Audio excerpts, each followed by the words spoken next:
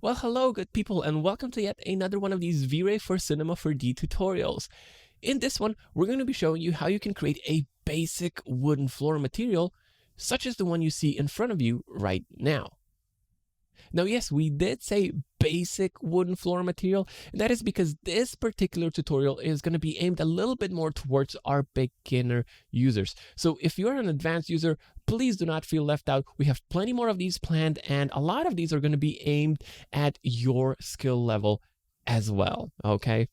All right then, with all that said, if you're interested in creating a basic wooden floor material, well, how about we just go to work here? Okay, so let's create a new V-Ray node material. We're going to be working with nodes in this one. And then let's also make sure that it's applied to, well, where we need it to be applied. So the main floor and the floor in that other room. All right. All right, now that we've created our material and we've applied it to all the floor objects in our scene, we can start thinking about bringing in textures. And the first texture that we're going to be bringing in is going to be the diffuse texture. All right, now before we bring in our diffuse bitmap, let's just make sure that our material here is named a little bit more descriptively, because that's always a good idea, you know. Keeping our scene organized is always smart. So let's give this material a name, a more descriptive name. Let's call it the wooden floor material. Then let's open up the node editor for it. Maybe we can dock the node editor, let's say like this. Okay, it's just gonna make things a little bit easier to work with. And at this point, I think we're ready to bring in our diffuse texture. Okay, so there we go. If you want to see it a little bit bigger, this is how it looks like. So just a regular diffuse bitmap of a wooden floor, right? Right, so the next thing we ought to do here then is just we take the diffuse bitmaps output and we plug it into the diffuse colors input. And just like that, as you can see, we're getting somewhere, right? Now, as you can see, the projection method for these materials is a bit off. So what I'm going to do here is I'm going to select the material tags and I'm going to change the projection method from UVW mapping to cubic, because we don't have any UVW maps created, or we don't have any proper UVW maps created for these floor objects, for these floor meshes. And so we're just going to go with cubic, because cubic works really well for all kinds of, at the very least, mostly flat surfaces. Okay, so cubic is going to be for us. And then while we're at it, one thing that we could still do here is we could up the length U and V values just a little bit more, just so we scale things up a little bit, because those planks looked rather small there. Okay, now the diffuse texture that we're using here is a really good, really great texture, but you know, it has a lot of these red tones, as you can see. And what if we wanted to tweak the texture a little bit so we get it looking a little bit more brownish? Okay, well, we can do that without having to jump out of V-Ray and use some sort of a post-production tool to make the tweaks. We can do that from right inside of V-Ray with the help of some really useful material nodes. Okay, so that's what we're going to be tackling next here. So to color correct this texture, what I'm going to do is I'm just going to bring in a color correction node. Okay, I'm just going to drag it in here, and then into it, I'm going to plug in my diffuse map into that source color, and then the entire setup I'm going to plug into the diffuse color slot. So now we can go inside our color correction node here, and we can play with the hue shift, with the saturation, tint, etc., etc. What we're going to do here for our floor is we're just going to lower the saturation down by quite a bit to maybe minus 0.5. And as you can see, that's just going to give us more of that, well, less warmish look, okay, which is, according to our artistic vision here, exactly what we want to do. All right, okay, so our wooden floor material is really starting to look like something, but we're still missing a couple of key ingredients here. And the next ingredient that we're going to focus on are going to be the reflective properties of our wooden floor material. So if you take a look at our wooden floor material as it is set up right now, you're going to be able to notice that it has no reflective properties whatsoever. And that's not really all that realistic, because in the real world, pretty much all of the materials out there are reflective. Okay, now yes, some are a little bit more matte looking, which means they have a really low glossiness value, and others have reflections that are a lot more mirror-like, and those have a pretty high glossiness value. Okay, but most importantly here, every material in the real world is reflective, and so you know, we need to make our wooden floor material here reflective as well. So that's what we're going to be tackling next here. All right, so what we're going to do here is we're just going to select our V-Ray material. We're going to go under the reflections menu. And for the color here, we're just going to set it to full on white. Okay, that means our reflections are going to be basically at 100% strength. They're going to be totally on, if you will. Okay, now, as you can see in the interactive renderer, that floor definitely looks reflective, but the reflections are too mirror-like, right? They're too glossy. So what we're going to do next here is we're just going to go and tweak our glossiness parameter. So if we just lower it down to 0.6, well, now you're going to be able to see that those reflections look a lot less glossy. They look quite a bit rougher, right? And well, this is looking much more like a proper wooden floor looks like, right? Now, as a bit of a note, if you are not that comfortable with the glossiness workflow, you can change it to roughness just by toggling this checkbox to on here. So if you do that, then you're going to be using the roughness glossiness mode, and roughness is basically inverted glossiness. So if you, with glossiness, you're defining how glossy your reflections are. With roughness, you're defining how rough your reflections are. So if, for example, you have your glossiness set to 1, your reflections are going to look very mirror-like. If you have your roughness set to 1, well, then your reflections are going to look very matte, very rough, right? Now, just to make things as clear as possible here, roughness is basically inverted glossiness. Okay, that's really all that there is to it. It's just a bit of a different standard of doing the same thing. Okay, so really it just comes down to how you prefer to work, and it also comes down to the type of assets that you're dealing with. So if you have glossiness maps, you're going to want to stick to the glossiness mode. If you wanna, or if you have roughness maps instead of glossiness maps, well, then you will probably want to check this checkbox to on, so you can just plug those roughness maps right into the, roughness slot of your material. All right, so let's just drag in our glossiness imperfection map right in here, okay? And then before we connect it to anything else, we're going to spend just a minute talking about the transfer function parameter here, okay? So by and large, most glossiness maps that you're going to be dealing with here, you want to import them with the transfer function set to linear. Okay, that's because most software that's going to create glossiness maps for you is going to export them with the linear color space. So you want the transfer function here to be set to linear. Okay, but that's not always the case. As you'll see with us here, this map here is actually supposed to be used as an sRGB map. So we're just going to set it to sRGB. Now, how do you know what's the correct transfer function for your given glossiness map? Well, by and large, it is supposed to be linear. At other times, as we mentioned, it's probably going to be sRGB. And you really can't know unless you know how this asset was created. So that's a bit of a tricky part. A good idea is always to default to linear, and then if things don't look good, and when you plug in this glossiness map in, if they look really off, well, then try switching to sRGB, okay? Okay, so we're going to go with sRGB here because that's how this glossiness map was created here. And let's just plug it into the glossiness slot in our sort of reflection menu, if you will, okay? And as we do that, you're very quickly going to see that now our reflections look quite a bit more realistic, right? So there are certain parts that are more glossy and there are certain parts that are less glossy, and that's very realistic behavior. But now the effect seems just a little too intense for us here, so we're gonna want to tweak how this map is sort of affecting our glossiness. To do that, what we're gonna do here is we're gonna bring in another node, and this time it's going to be the remap node. Okay, we're just going to bring it in here. We're going to plug the glossiness bitmap into it, and then the entire setup we're going to plug into the reflection glossiness slot. So now if we take a look at our remap node, we have this spline here that we can play around with. So now if we, for example, focus on this part here, this is where all the darker parts of the texture can be controlled. Okay, so on the far left here. So if we just start upping this this spline here, essentially, you're going to be able to see that now all those darker parts got a lot lighter, right? And if we do that on the other side, this is where we're controlling the highlights, the whitemost part, if you will. Okay, if we just start lowering these, for example, you're going to see that everything's going to get a little bit darker. Now we can also clip these a little bit, which is going to increase the contrast, as you can see, and so on and so forth. So the remap node really allows you to fine-tune how this map is coming in.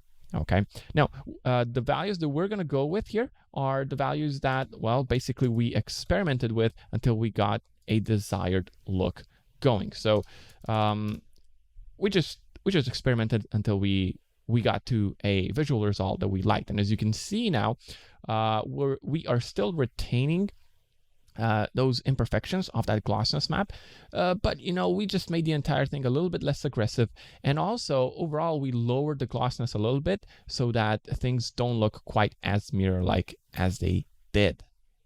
All right, so we're making really good progress here with our material, but we're still missing one key ingredient here, and that is the bump effect. So if you think about it, our material here, once we apply it to our object, is going to be this perfectly flat, perfectly smooth material. Okay, that surface is going to be, well, spotless, if you will. And that's not really all that realistic, because typically in the real world, every material has some sort of, some sort of imperfections to it, some sort of bumps and bruises, so that surface is not perfectly smooth, not perfectly flat. And that's especially true for, wooden materials. Now, the way that you can add these details to your materials, to your surfaces, okay, is, well, you can model them, but that's really not practical, because we're talking about those minute details, those little bumps and bruises, okay? And modeling those would just take ages, or you would need to subdivide your meshes, your objects, ad infinitum, basically. Okay, so instead what you can do is you can rely on the bump effect, and the bump effect can be driven by bump maps, normal maps, or procedural shaders. Now, the way that we're going to drive the bump effect for our wooden floor material that we're creating here is we're going to be driving it with the help of a bump map. Okay, so for the bump map itself, let's just jump out of our camera for a little bit here, and let's get a little bit closer to the floor. Okay, then a little trick, a little bit of a workflow tip, if you will. What I personally like to do is, when I'm dealing with scenes such as this one, where, as you can see, there's very few areas where you can see the reflections very clearly, right? So we have no big windows that would reflect off the floor and such. Okay, so in situations such as these ones, what I like to do is I like to create visible artificial light sources. They can be really simple, just so we have something really noticeable in the reflections reflecting back at us. Okay, so let's get closer to the floor here, just because we're going to want to see those details a bit more up close, right? And what I'm going to do here is I'm just going to place in a basic V-Ray sphere light. It's just a simple sphere light. Just pasted it in, and I'm going to enable it. And now, as you can see, because we have the sphere light here, we can see those reflections very clearly of that sphere light. And this way, we're just going to be able to have a much better idea of how that bump effect is looking. All right, cool. So now let's bring in our bump map. Okay, we're just gonna drag it in here, and for your bump maps, similarly as with the glossiness map, you want them to be, you want their transfer function to be set to linear, most of the time at least. And then what we're gonna do here is, well, we're just gonna plug it into the bump map slot in our material. So let's see how that's going to look like. And as you can see, now we're creating that nice little, well, those little gaps between the planks themselves, right? And things are looking pretty cool, although the effect is just way too strong, visually speaking, right? So what I'm going to do here is I'm just going to go under the bump menu, and I'm going to lower the bump amount to maybe 0.1, and let's see how that's looking. And it's looking just a little bit better. It's looking a little bit more realistic.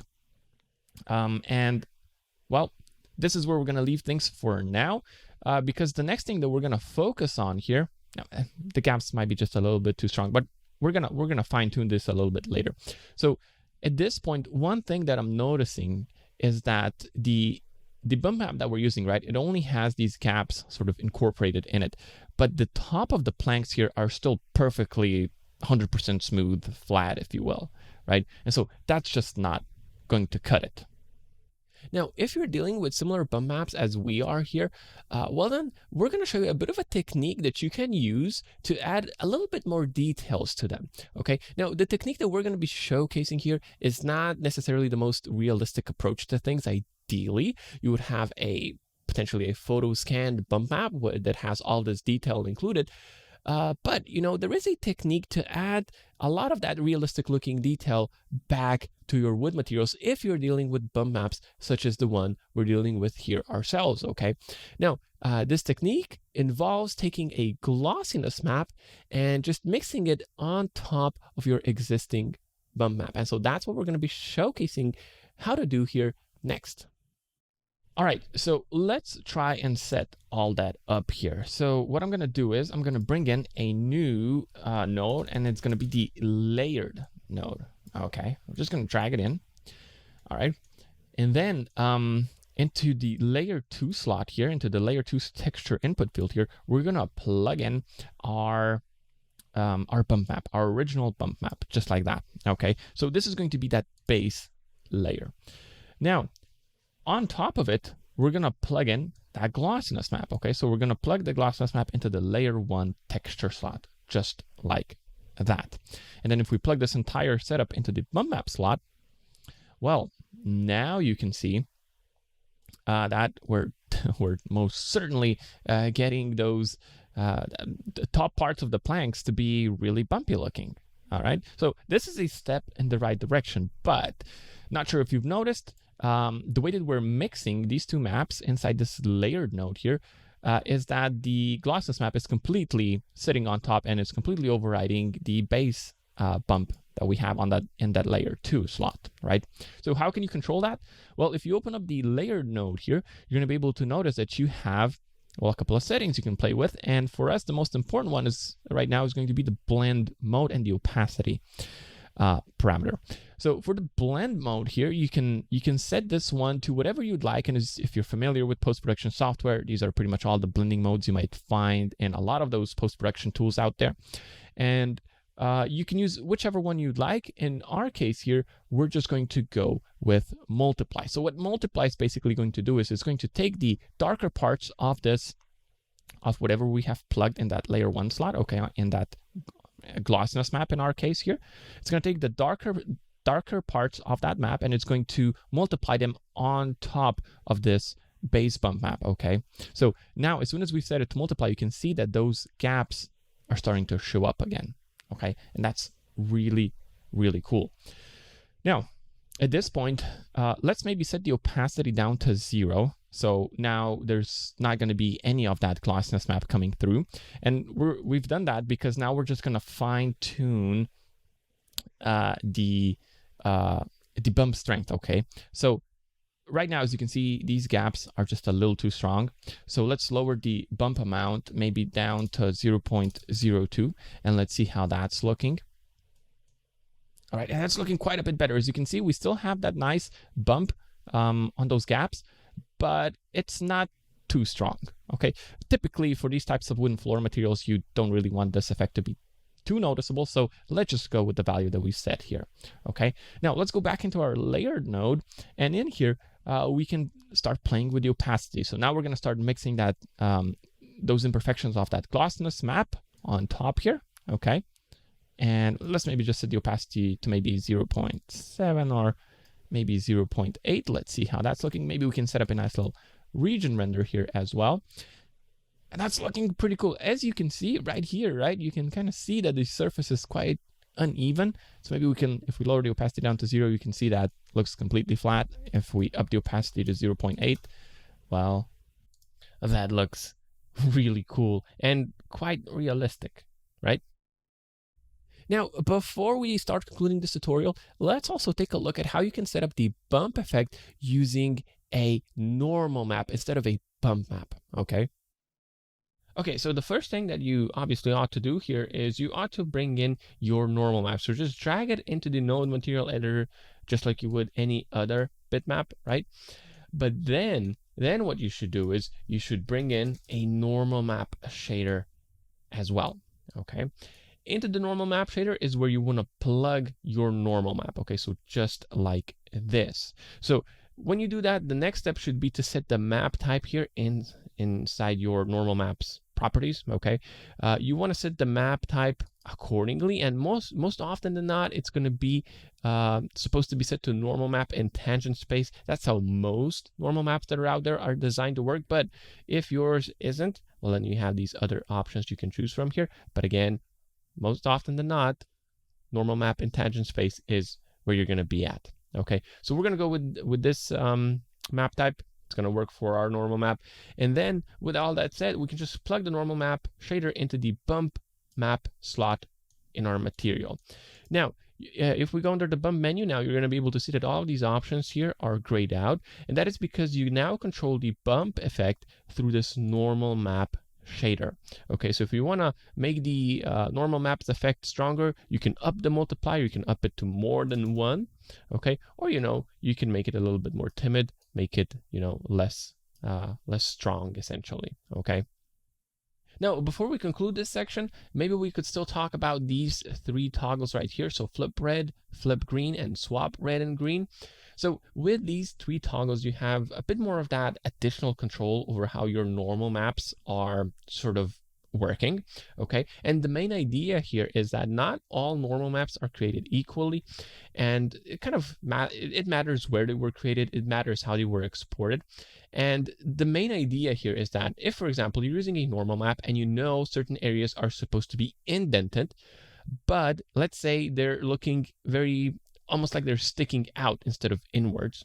Okay, if that's what's happening, well, then you should play around with these toggles, sort of, maybe try flipping the reds. If that doesn't work, try flipping the greens, maybe try flipping both, etc., etc. Okay, until you get it looking visually correct. Now, unfortunately, there isn't a better way to know which option you should go with here, which toggle you should toggle to on. There are some techniques. If you take a look at the normal map itself, you can kind of guess which one you need to flip. But those are a bit more advanced techniques. For you as a beginner, the main thing here is that if your normal map is really not looking correctly, well, then make sure that the map type is set correctly. And then also, try playing around with these 3 parameters here as well. All right. Okay, and so that's it for this one. Thank you for tuning in. We hope you've enjoyed creating a basic wooden floor material with us here, and we hope you've learned something new as well. Now, if you have any constructive criticism, if you have any praise for us, if you have any feature suggestions or any tutorial suggestions, please let us know in the comments below this video. We always like to listen to you, our community, right? And so, yeah, that's it for this one. We'll see you in the next one.